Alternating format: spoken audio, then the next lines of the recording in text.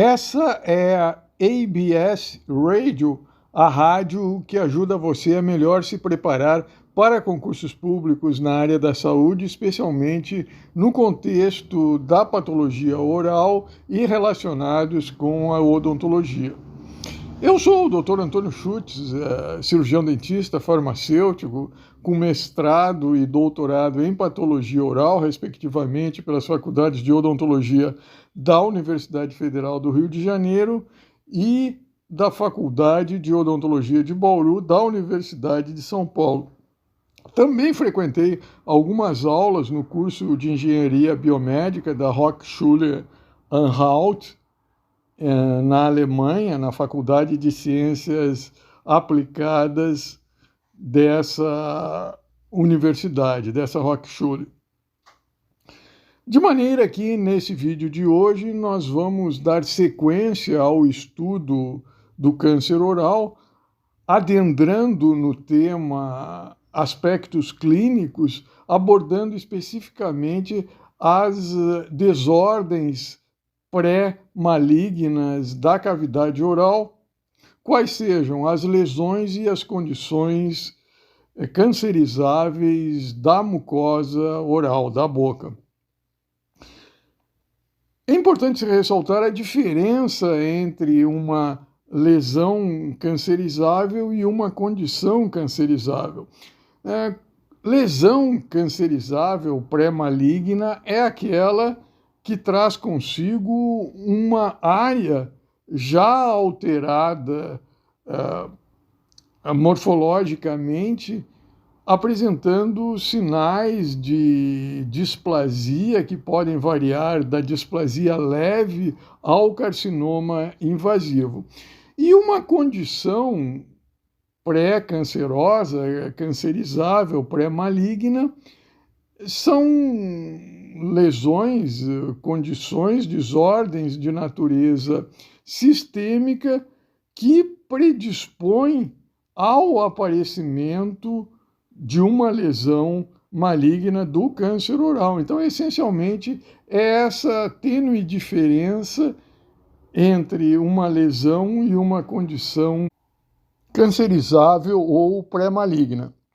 E se você se interessou pelo tema, eu sugiro que continue assistindo, escutando as atualizações desse podcast que, na disponibilidade de tempo, eu publicarei. E no final desse podcast, eu publicarei também uma versão em vídeo desse podcast, em áudio, objetivando esclarecer aspectos que no áudio possam parecer não didáticos.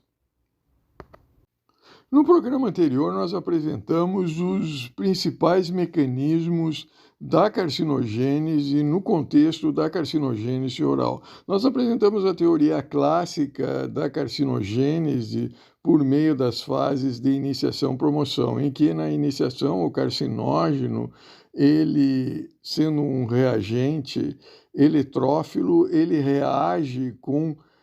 regiões do DNA desprovidas de elétrons, ou seja, nucleófilas, de maneira a formar adúctos que, se ligando nessas regiões nucleófilas, determinam mutações. Mutações essas que alteram a sequência de aminoácidos de bases nitrogenadas e, consequentemente, os genes. Também vimos que essa fase é uma fase imediata e irreversível e ocorre logo após o contato da célula normal com o agente carcinógeno. E no contexto da carcinogênese oral se relaciona com os diferentes produtos da ingestão do tabaco nas suas diferentes formas, fumada, cheirada ou então mascada, chupada na forma de betel-Ki, de noz de betel. Também nós vimos que numa fase seguinte ocorre a promoção, o contato dessa célula iniciada com o agente promotor, no caso da carcinogênese oral, o álcool, determina a transformação carcinomatosa, e que usualmente essa fase de promoção ela é uma fase que necessita de um contato prolongado dessa célula iniciada com o agente promotor. Também nós vimos que, se alterar essa sequência da iniciação, promoção, ou seja, primeiro houver o contato do agente promotor com a célula normal, não ocorre a transformação, transformação carcinomatosa, e que a interrupção, o não contato, somente a iniciação da célula cancerosa também não determina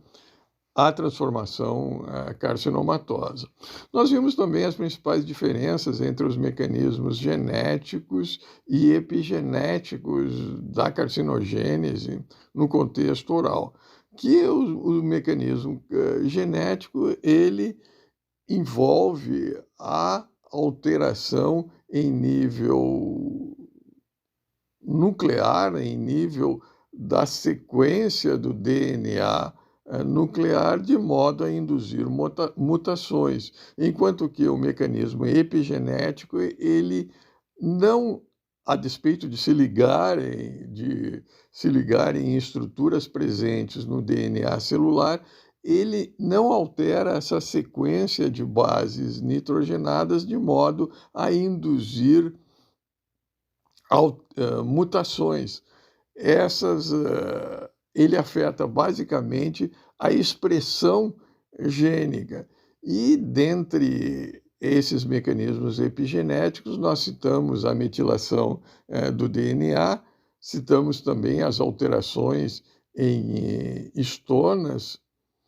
lembrando que as histonas são aquelas estruturas presentes em regiões de condensação, em regiões de enrolamento do DNA celular nessas histonas, de maneira que essas histonas, alguma dessas histonas, como por exemplo a histona H1, ao enrolar esses feixes constituídos por esses tubos das demais histonas envoltas pelo DNA, ele determina o encobrimento de regiões promotoras e ativadoras desse DNA celular, de maneira que ocorre uma repressão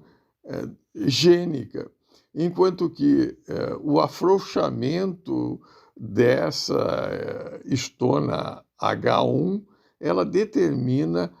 o desenrolamento desses feixes, ressalto novamente, constituídos por essas histonas em formas de tubo envolta pelo DNA, de maneira que essas regiões que são ricas em citosina, fosfato, guanina, elas são expostas aos agentes, aos fatores de transcrição nuclear, de maneira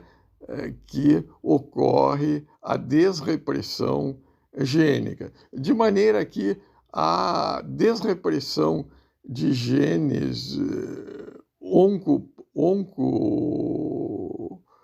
promotores da carcinogênese, bem como a repressão de genes supressores da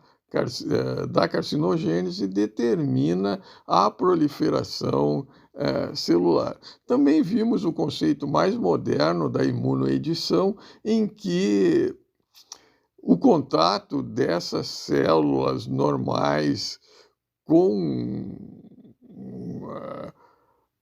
com agentes carcinógenos determina uma iniciação, uma transformação carcinomatosa, em que essas células transformadas, elas em contato com o sistema, com a resposta imune do organismo, podem determinar, seja uma resposta imune de maneira a promover a destruição dessas células, seja a expressão de antígenos resultante dessa interação com o sistema, com a resposta imune, ou seja, a formação de clones celulares que expressam antígenos, não somente de rejeição dessas células cancerosas, mas também antígenos que propiciam o escape dessas células cancerosas transformadas do mecanismo de imunovigilância ou de resposta imune capaz de promover a destruição dessas células.